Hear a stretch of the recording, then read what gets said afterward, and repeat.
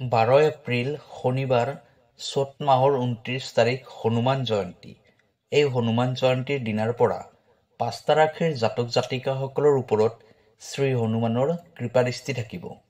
শনিবাৰে হনুমান জয়ন্তী হোৱা বাবে শ্ৰী হনুমান আৰু শনিদেৱৰ বিশেষ আশীৰ্বাদত 5টা ৰাশিৰ জাতক জাতিকাসকল বহুত ভাগ্যশালী হ'বলৈ গৈ আছে। 2025 বৰ্ষৰ 12 এপ্ৰিল হনুমান জয়ন্তী গোটেই ভাৰতবৰ্ষতে উলহ-মালহেৰে পালন কৰা হ'ব আৰু এই দিনটোৰ পৰাই 5টা ৰাশিৰ ভাগ্যৰ দুৱাৰ মুকলি হ'ব। 1 বহাগ মঙ্গলবাৰে অসমীয়া নতুন বছৰ আৰম্ভ হ'ব আৰু এই নতুন বছৰ আৰম্ভ হোৱাৰ লগে লগে এই 5টা ৰাশিৰ জাতক জাতিকাসকলে শ্ৰী হনুমানৰ কৃপাত সকলো দিশতে শুভফল প্ৰাপ্তি কৰিব। সকলোবোৰ ৰোগ ব্যাধি তথা বিপদ বিঘিনিৰ পৰা মুক্ত হ'ব পাৰিব। লগতে কৰ্মক্ষেত্ৰত বিশেষ পৰিৱৰ্তন হোৱাৰ যোগ দেখা যায়। শ্ৰী হনুমানৰ শক্তিৰ প্ৰভাৱত এই 5টা ৰাশিৰ জাতক জাতিকাৰ গোটেই বছৰটোৰ বাবে শুভ মংগলময় হ'ব। সকলো ক্ষেত্ৰতে ভাগ্যই সহায় কৰিব। সেইবাবে সকলো ক্ষেত্ৰতে উন্নতিও কৰিব পাৰিব। হনুমান জয়ন্তীৰ দিনা এই 5 ৰাশিৰ জাতক জাতিকাসকলে যদি এটা কাম কৰিব পাৰে তেনেহ'লে নতুন বছৰটোত তেওঁলোকে মনৰ সকলোবোৰ ইচ্ছা পূৰণ কৰিব পাৰিব। আজিৰ এইটো ভিডিঅ'ত আপোনাক জনাম হনুমান জয়ন্তীৰ দিনাৰ পৰা কোন 5টা ৰাশিৰ জাতক জাতিকাৰ ভাগ্যৰ দুৱাৰ মুকলি হ'ব, লগতে ভাগ্যই তেওঁলোকক কেনেদৰে সহায় কৰিব আৰু জানিব পাৰিম হনুমান জয়ন্তীৰ দিনা কোনটো কাম কৰিলে শ্ৰী হনুমানৰ পৰা গোটেই বছৰটোৰ বাবে বিশেষ কৃপা লাভ কৰি থাকিব। সেয়েহে ভিডিঅ'টো স্কিপ নকৰাকৈ শেষলৈ চাই থাকিব। প্ৰিয় দৰ্শক, আছামিজ এষ্ট্ৰলজিলৈ আপোনাক স্বাগতম জনাইছোঁ। মই এষ্ট্ৰলজাৰ ধীৰাজ শৰ্মা। ভিডিঅ'টো শ্বেয়াৰ কৰি দিব আৰু কমেণ্টত লিখিব জয় বজৰং বুলি। প্ৰিয় দৰ্শক, যদি আপোনাৰ ব্যক্তিগতভাৱে কিবা সমস্যা হৈ আছে তেনেহ'লে ভিডিঅ'ৰ স্ক্ৰীণত দিয়া নাম্বাৰত আমাৰ সৈতে যোগাযোগ কৰিব। আমি আপোনাৰ সমস্যাসমূহ সমাধান কৰিবলৈ চেষ্টা কৰিম। এতিয়া ভিডিঅ'ৰ পৰৱৰ্তী অংশলৈ যাওঁ। এতিয়া জানি লওঁ আহক হনুমান জয়ন্তীৰ পৰা কোনকেইটা ৰাশিৰ ওপৰত শ্ৰী হনুমানৰ কৃপা বৰষিব আৰু নতুন বছৰটোত তেওঁলোকে কেনেদৰে সফলতা অৰ্জন কৰি ৰোগ ব্যাধি দুখ কষ্টৰ পৰা সদায় আঁতৰি থাকিব পাৰিব। শ্ৰী হনুমানৰ কৃপাত হনুমান জয়ন্তীৰ পৰা তথা নতুন বছৰত ভাগ্যশালী হোৱা প্ৰথম ৰাশিটো হৈছে মেষ ৰাশি। যিবোৰ জাতক জাতিকাৰ নামৰ প্ৰথম আখৰটো অ আৰু লৰে আৰম্ভ হয় তেওঁলোকৰ মেষ ৰাশি হয়। মেষ ৰাশিৰ স্বামী গ্ৰহ হ'ল মংগল গ্ৰহ।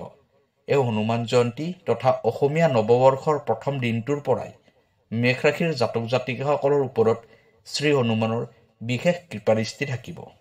এই সময়ছোৱাৰ পৰাই মেষ ৰাশিৰ জাতক জাতিকাসকলে সফলতা অৰ্জন কৰিব পাৰিব। মেষ ৰাশিৰ জাতক জাতিকাসকলে স্বাধীনভাৱে কাম কৰি ভাল পায়। এওঁলোকে আনৰ দ্বাৰা পৰিচালিত হ'ব নিবিচাৰে। এই ৰাশিৰ জাতক জাতিকাসকল ধাৰ্মিক আৰু বুদ্ধিমত্তাৰ অধিকাৰী হয়।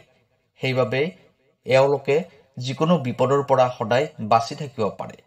এই ৰাশিৰ জাতক জাতিকাসকলৰ মনৰ শক্তি অত্যন্ত প্ৰবল হয়।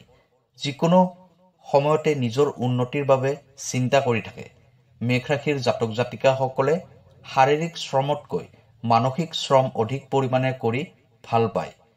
জীৱনত বহুত বেছি কষ্ট পালেও এওঁলোকে কেতিয়াও দৰিদ্ৰতাৰ গ্ৰাসত পৰিব লগা নহয়। নিজে বহুত কঠোৰ পৰিশ্ৰম কৰিব পাৰে বাবেই যিকোনো কামতে তেওঁলোকৰ অভিজ্ঞতা থাকে।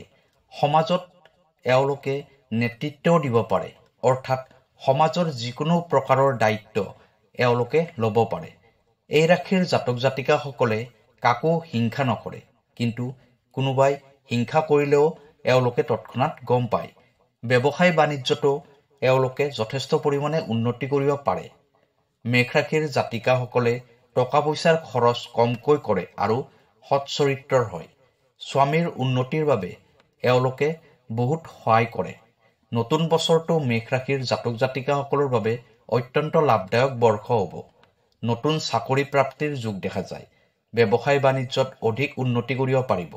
এই দিনটোৰ পৰাই মেষ ৰাশিৰ জাতক জাতিকাৰ জীৱনলৈ ধনৰ আগমন হ'ব। ক'ৰবাত ফচি থকা টকা পইচা ঘূৰাই পাব।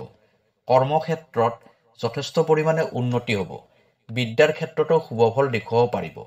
এই বৰ্ষত শিক্ষাৰ ক্ষেত্ৰত সুনাম অৰ্জন কৰিব পাৰিব। স্বাস্থ্যৰ ক্ষেত্ৰত মধ্যমীয়া ফল প্ৰাপ্তি হ'ব। দ্বিতীয় ভাগ্যৱালী ৰাশিটো হৈছে কৰ্কট ৰাশি। যিবোৰ জাতক জাতিকাৰ নামৰ প্ৰথম আখৰটো হ আৰু মূৰ্ধন্যৰ দৰে আৰম্ভ হয়, তেওঁলোকৰ কৰ্কট ৰাশি হয়। কৰ্কট ৰাশিৰ স্বামী গ্ৰহ হ'ল চন্দ্ৰ গ্ৰহ। কৰ্কট ৰাশিৰ জাতক জাতিকাসকল সহনশীল, দয়ালু আৰু ভক্তিপৰায়ণ হয়।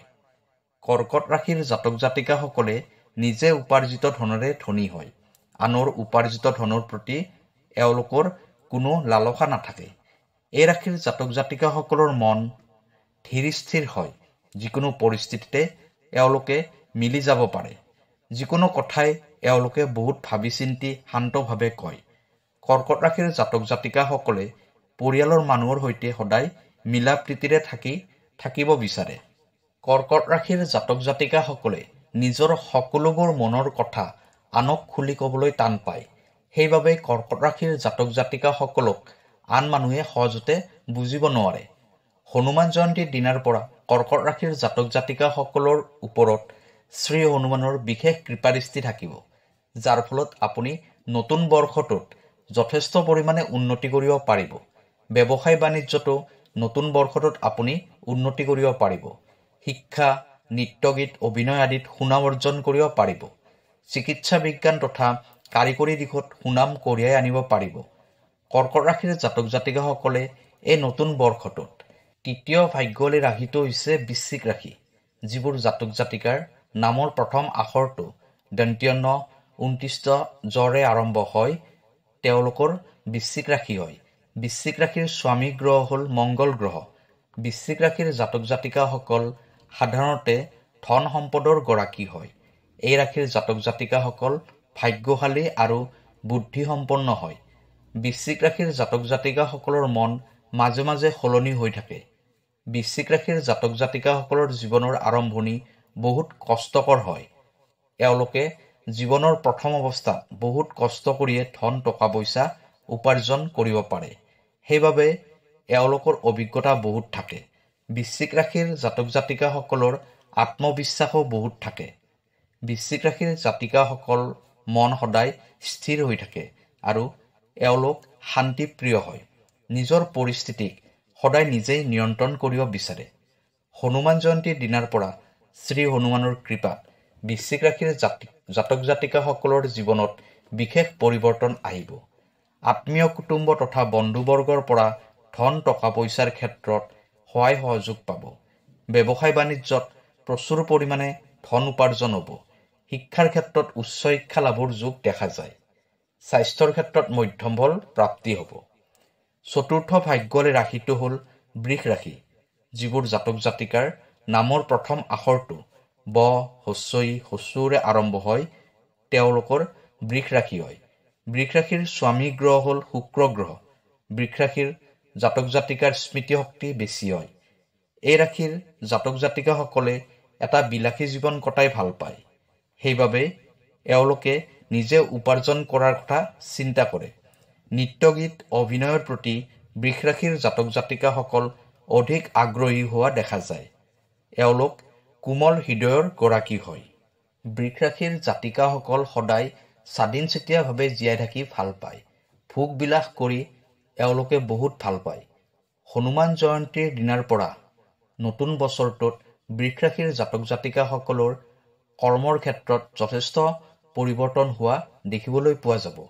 ধন টকা পইচাৰ আগমনো অধিক পৰিমাণে হ'ব, কিন্তু খৰচো যথেষ্ট পৰিমাণে হ'ব নতুন বৰ্ষটোত। ব্যৱসায় বাণিজ্যৰ ক্ষেত্ৰত আগতকৈ বহুত বেছি পৰিমাণে উন্নতি কৰিব পাৰিব। নতুন ব্যৱসায় আৰম্ভ কৰিব পাৰিব। সামাজিক তথা ৰাজনৈতিক ক্ষেত্ৰতো উন্নতি কৰিব পাৰিব। পাৰিবাৰিক সুখ শান্তি অটুট থাকিব। স্বাস্থ্যৰ ক্ষেত্ৰতো শুভফল দেখা যায়।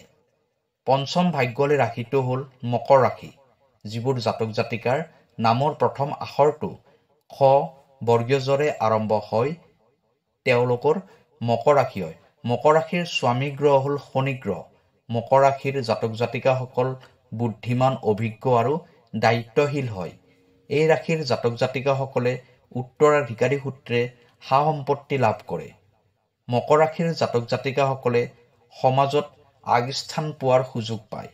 মকৰ ৰাশিৰ জাতক জাতিকাসকল কৰ্মৰ প্ৰতি আগ্ৰহী হয় আৰু তেওঁলোকে যিটো কৰ্মত হাত দিয়ে সেই কৰ্মটো সম্পূৰ্ণ কৰিবলৈ বহুত চেষ্টা কৰে।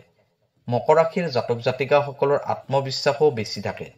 নতুন বৰ্ষটোত মকৰ ৰাশিৰ জাতক জাতিকাসকলৰ বাবে কিছু বিশেষ সুবিধা আহিব। মংগলৰ শুভ প্ৰভাৱত ভাগ্যৰ পৰিৱৰ্তন হোৱা দেখা যাব। কৰ্মৰ ক্ষেত্ৰতো যথেষ্ট পৰিমাণে উন্নতি হোৱা দেখা যায়। নতুন চাকৰি প্ৰাপ্তিৰ শুভ সংযোগ ঘটিছে এই বৰ্ষটোত।